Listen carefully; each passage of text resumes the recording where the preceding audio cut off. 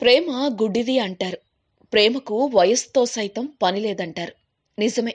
ఇండోనేషియాకు చెందిన ఓ కొత్త జంట ఆ మాటను నిజం చేసి చూపింది. ఎందుకంటే ఆమెకు 71, అతనికి 16 ఏళ్లు. ఇదేంటి? కొత్త జంట వయసు కాకుండా బామ్మ మనవడి వయసు ఎందుకు చెబుతున్నారనుకుంటున్నారా?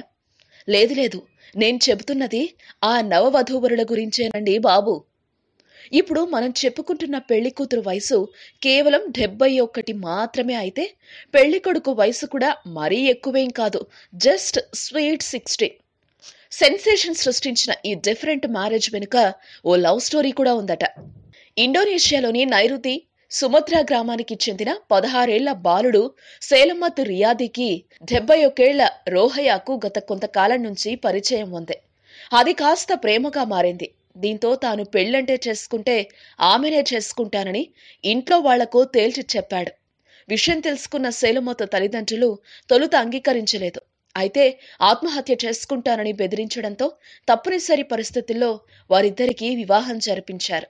ఇరు కుటుంబాల సమక్షంలో ఇటీవల గ్రాండ్ గా పెళ్లి తంతు కానిచ్చేశారు.